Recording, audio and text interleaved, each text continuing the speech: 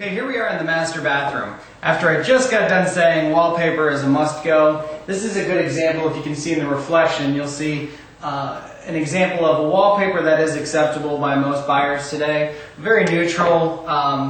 You don't see any flower patterns, and that's an important aspect.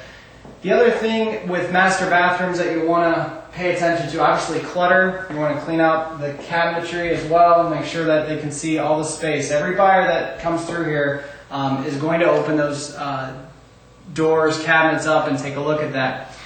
Now, you may, again, this is obviously a very beautiful new construction home. You may not have that. For example, you might have the old 1950s blue tile or the green tile, yellow tile that you just don't want to get into something and get it over your head. Real cost-effective way to overcome that.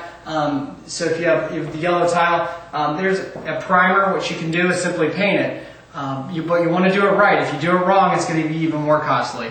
You're going to want to use like a Kills primer and then a ceramic epoxy sealer and then paint it. If you do that, you can really save yourself a lot of money and turn yellow or pink into a neutral beige or a white or something that really appeals to the masses. The final thing, and you'll see it in the reflection here, is a really nice clean shower door. You've got to have clean.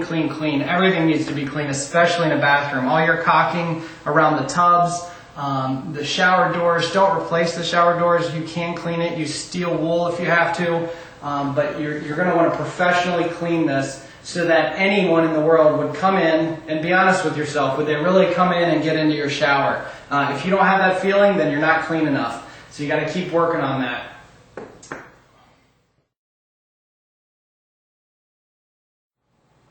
Here we are in the family room, or the finished rec room area. This is where the sins of storage come into play. This is where the kids or the family likes to really clutter up.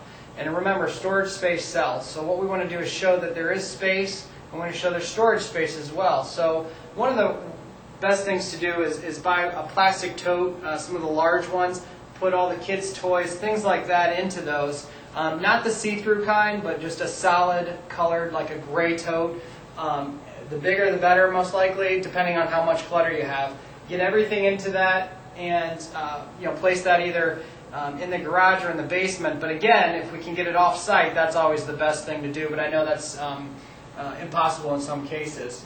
The other thing that the finished lower level or sometimes your family rooms will have is smell. Bad odors are going to stop a sale every single time. Now you may wonder why I'm actually in the mechanicals room or in the basement. It's actually really important to even stage this area. Water tanks, hot furnaces and such. I've actually had buyers go and point out furnaces that they just assumed or they thought were old, when in fact they were in great condition. And they thought that because there was debris, dust bunnies, and it was just filthy. So believe it or not, we would suggest that you clean off as much as you can around this area, change the filters on the furnaces, dust off the top. That's actually, believe it or not, really important. The other thing is the walls of your basement. There's a lot of older homes. If your house is 50 to 100 years old, you're going to have that red brick. Do what you can. You can paint it with. You can go to any hardware store and get that waterproof sealer type paint that goes on red brick. Red brick is a naturally porous substance, and it does want to let that moisture through. So you're going to want to use the appropriate paint, and obviously talk with either Mike and I, and we can kind of help you through that. But you do want to actually paint your basement. It is an area that does need to be staged as well. Here we are in the living room. Buyers today are looking for that circular floor pattern, something with a good flow to it. Homes that they could see 10, 20 people milling around in at birthday parties and Christmas parties, Thanksgiving, etc. Create that floor pattern and that flow just by doing a couple things. One, just pay attention to that as an important aspect. But two, you can simply take the square coffee tables and put in round coffee tables. Things like that will kind of cut the edges off and make it seem like it's easier to move around. It's not something that buyers will actually say out loud. in most cases. However, it is what they're looking for, and you're going to want to pay attention to that as you kind of arrange your furniture. Another thing is you don't want to move your furniture around. That gets quite exhaustive. One thing you can do is simply take masking tape and tape off where you want your furniture to be before you move it to see if that's going to be a good floor plan for staging purposes. As we talk about the outside of the home, obviously that's going to be one of the most important things for the buyers and for you in selling your home. Because if those buyers are driving along the outside of the street and they see the sign, but they see wheelbarrows and all kinds of just junk in the front yard, they're not going to call to even get inside the house to look at maybe the wallpaper you took down and how nicely you've staged everything. We got to get those folks in our homes. We got to get them in here and get them in your house. So how are we going to do that? We're going to neutralize the front yard. The exact same rules apply, as well as the backyard. You want to clean that up as well. A deck, for example, is a great selling point for most buyers. However, an old deck that hasn't been taken care of, that hasn't been painted or stained or what have you, can actually stop a deal dead in its tracks. So we're going to take care of that.